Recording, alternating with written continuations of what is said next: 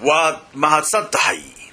بسم الله الرحمن الرحيم halka aad naga daawanaysaan waa shashada Somali Sad oo maanta dhex taagan goobtii ay Soomaalida Boston ku ciidayeen iyadoo oo Somali Sad ay soo diyaarisay warbixin ku saabsan xaaladda Soomaalida reer Boston iyo sida ay uga ciideen magaalada Boston daawadayaal sidaad arkaysaan waxaad arkaysaan dadkii oo ku soo qulqulaya goobtii salaada ciida goob weyn oo fagaara ah oo Soomaalida Boston masjidka Al-Taqwa uu diyaariyay dadka Soomaaliyeed inay ku ciidaan iyadoo oo ay isugu yimaadeen dad ka badan Soomaalida kaliya 2,000 oo qof dadkaas oo aad iyo aad ugu damaashaadayay caruurtii aabihii iyo hooyadii oo wada damaashaadayay ayayadii awowihii iyo kulligood wada socday daba daawadayaal sida aad shashada ka arkaysaan waa goobtii ay maanta Soomaalida Boston ay ku ciideen ama sida ay ugu ciideen Ciidul Adha dadka Soomaaliyeed iyo dadka Islaamka ah ee degan gobolkan Massachusetts iyo Mareykanka guud ahaan ayaa bilaabay inay muujistaan shacairtooda Islaamka ah iyaga oo si toos ah uga fasax qaata iskuulaadkooda iyo shaqooyinkooda weyneeyana si aadan u weyneeya labadooda ciidood ee ciidan iyo Ciidul Fidriga ciidan oo Ciidul Adha iyo Ciidul Fidriga dabadaawadayaal sida aad arkaysaan waa xaaladda iyo jawiga iyo sidii ay u dhacday salaadii ciida ee magaaladan Boston kaamaraha TV-ga caalamiga ee Somali Sad oo aad badanaa uga barateen adeega bulshada adeega hufan ee bulshada ay u hayaan ayaa si toosa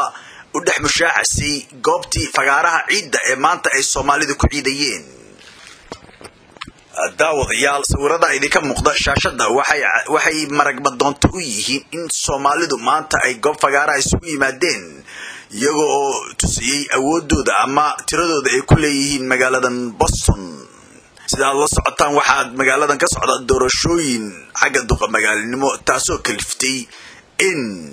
dadka Soomaaliyeed ay maanta si weyn ciid ugu soo baxaan kaligoodna ay meel gaar ah ku tukadaan iyagoo aan wax dhibaato u qabin dadkooda kale ee Islaamka ah shacabka Soomaaliyeed ee ku dhaqan magaalada Boston ayaa baalashii ka qoyanaa u qalaleen kadib markii ay ka dhalatay dawladii dalkeeni hooyo ee Soomaaliya dadka badankiisa ayaa ku ducaysanayay maanta uguna ducaynayay jaalidaha Soomaaliyeed ee ku nool daafaha adduunka in ciideedan ciida kale Ilaahay isugu geeyo dalkoodii hooyo oo ay ku wada ciidaan wadankoodii hooyo ee Soomaaliya daawadayaal anagoon hadalkeedii ku badin doonin waa tan farxaddii ay la wadaagayeen qaar ka mid ah shacabkii Soomaaliyeed ee ku tukanayay goobtaasi aan idin kala baxo idinkiyo kaamaraha Somali Sad halkan waa Somali Sad Boston waa ciid mubaarak maanta oo ku ciidanay Boston محمد waxaan leenahay assalaamu calaykum waraxmatullaahi wabarakaatuh dadyo Soomaaliyeed ciid wanaagsan aad iyo aad weeye maanta maalin farax oo dadka oo dhan ay soo baxeen rag iyo dumarba waa ciid ugu fiican oo aan arkay dad inta tira leeg oo Soomaaliya oo meel ku wada tukanaya waa khayr waa alxamdulillah barakallahu fiikum Soomaalidu waxaan leenahay hadda saas oo kale insha Allah meel aad joogtaanba waxaad tihiin dad hal luqada hal diin ah one religion one language marka waxaan leenahay macnaha isqabsada qabiilka iska dhaafa waa dawladnimo fiican Ilaahay ha noo dhaliyo midda jidana taageera qabiilka aasa diinta Ilaahay ha ku hanuuniyo caruurta Allah ha noo hanuuniyo caruurta Ilaahay ha noo wanaajiyo wadan ajnabi aan joognaa insha Allah Ilaahay idankiisaas ay khayr السلام عليكم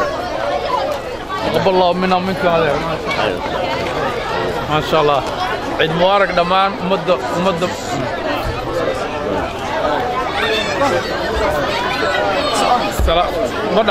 السلام عليكم تقبل الله منا ومنكم كلين ومد الصومالي ميلو بيجوكتو وسلامينا إن شاء الله وحنو رجينا عيد وناكسن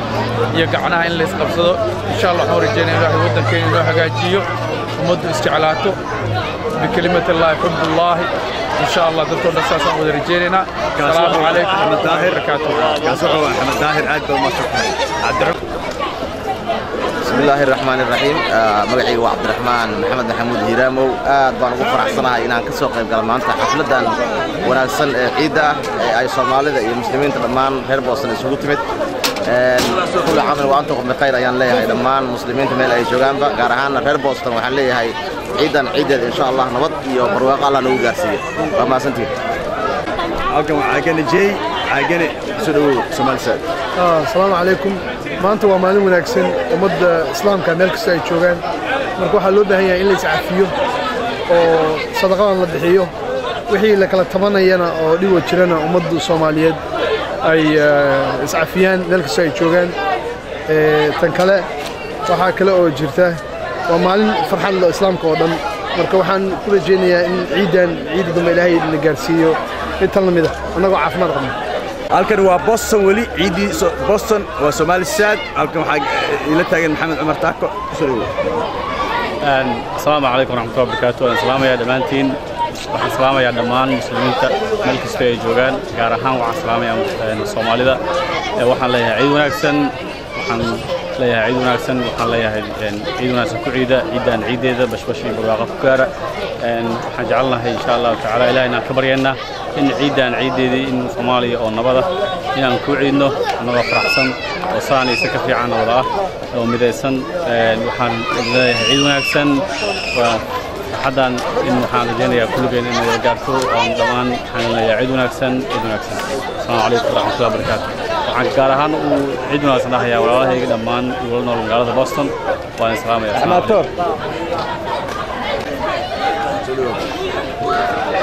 عندنا وحيلة تاجر دكتور أحمد جامع موسى السلام عليكم waxaan ugu salaamayaa dhammaan salaamta islaamka kariimka anagoo ku hadlaya magacayga gobolka Boston ku nool magaalada Boston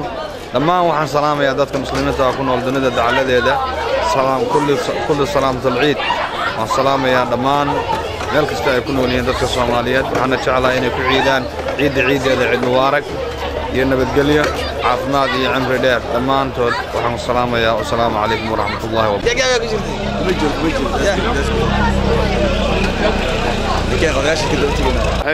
عيد مبارك عيد مبارك ساكا waxaan ku ciidnay magaalada Boston ciida saaka Boston ka dhacday horooga ma dhicin dadka isugu yimi horooga ma imaan saaka waxaan u ciidnay si aan la aragoo la maqal ilaahay idankii waxaan ka rajaynaynaa meel kasta oo Soomaaliya joogto oo Islaam joogaba in saas iyo si ka fiican looga ciido waxaanu leenahay qof kasta oo muslim ama Soomaaliya ciid mubaarak baan leenahay sida aanu ku ciidnay u ciida waxaan leenahay dalkeena ilaahay nabad ha inooga dhigo insha Allah sanadkiisa haddii lahaydmo waxaan rabnaa inaan ku ciidno inaga oo dalkeenni barwaaqo yahay nabadgelyo yahay dawlad fiican oo dalka oo dhan ka shaqaysa ay ka jirto insha Allah baanu ilaahay ka rajaynaynaa ilaahay waxba kuma aha reer Boston iyo inta daawanaysa TV-ga ma waxaan leenahay ciid wanaagsan baan leenahay haddii lahaydmo sanadkiisa ilaahay nagu gaarsiiyo bashbash iyo barwaaqo iyo Soomaalinimo iyo sinaan iyo cadaalad iyo haddii ilaahay idankiisa leeyahay dalkeena oo barwaaqo ah iyo dawlad wanaagsan insha Allah iyo haddii ilaahay idankiisa leeyahay maxaan raadayay ciid mubaarak everybody insha Allah salaam alaykum bismillahir rahmanir rahim Allahu akbar اللهم وفقنا لما تحب وترضى أما بعد waxaan halkan aad ugu mahad celinaynaa walaalaheena muxaadara noo jeediyay macaan waxaan halkan ku maanta aad ugu faraxsanahay Soomaalideena walaalaheena dadkan aan hal meel isku xidhnay mid kalena waxaan ka salaamayaa halkan walaalahay hooyaday aabahay iyo dadkan oo dhan Soomaaliya oo dhan wixii Soomaaliya jooga iyo adduunka meel bay kala joogaan marka alxamdulillah ilaahay waxaan ka rajaynayaa sanadkiisa kale inaan wadankeena ilaahay idinkiisa isagoo nabad aan ku wada ciidno marka dadka dhan waa salaamaya insha Allah walaalahay Boston kulligiin wadan salaamaya بسم الله الرحمن الرحيم السلام عليكم ورحمة الله وبركاته halkan waxaan ugu hambalyeynaya dhammaan ummadda islaamka ah oo ciiday gaar ahaan Soomaalida halkan ku ciiday Madiina kaas waxaan leeyahay ciid mubaarak taqabbal Allah minna wa minkum ilaahay dambi dhaaf nooga dhiga soonkii iyo aan shalay soonnay iyo ciidi dhamaantii waxaan leeyahay ciid mubaarak السلام عليكم ورحمة الله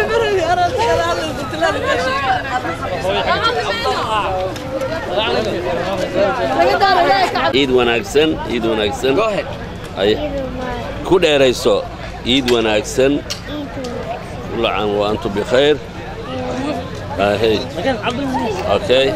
عيد وناكسن ايوه عبقنا عيد وناكسن عيد وناكسن يا سلام waxaan salaamayaa awoowahay maxamed cabdi ayeeday eedaday eedooyin adeeradayde adeeraday iyo eedayaashay ma salaamayaa ciid wanaagsan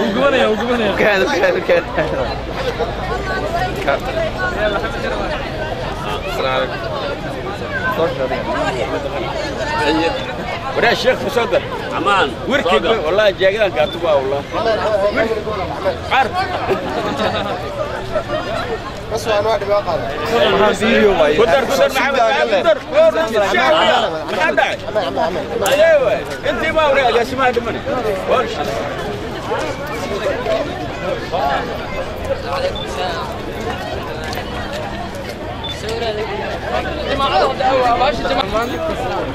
بسم الله الرحمن الرحيم الحمد لله رب العالمين والصلاة والسلام على نبينا محمد وعلى آله وصحبه وسلم عيد مبارك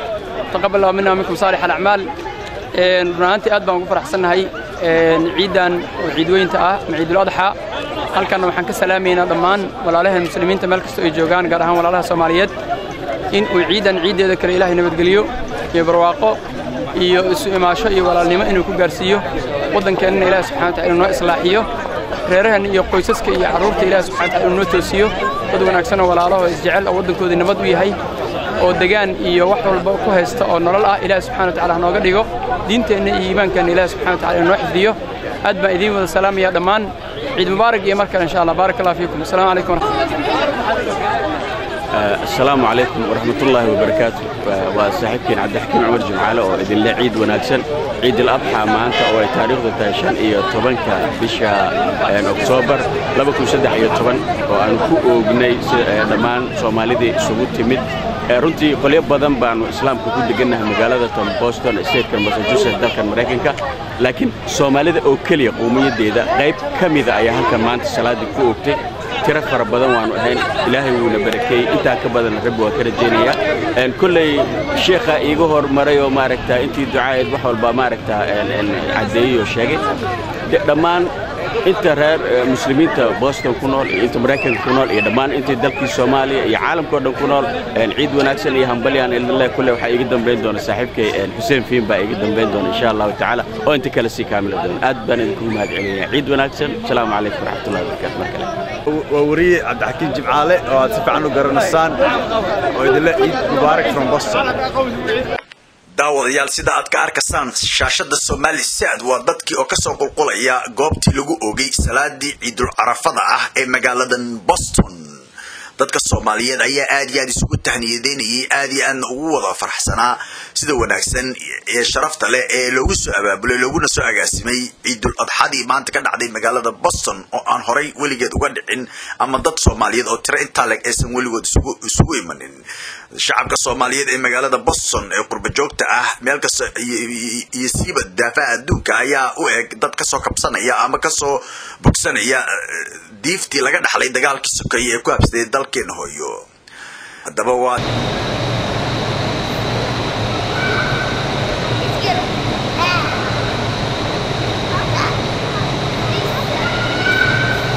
السلام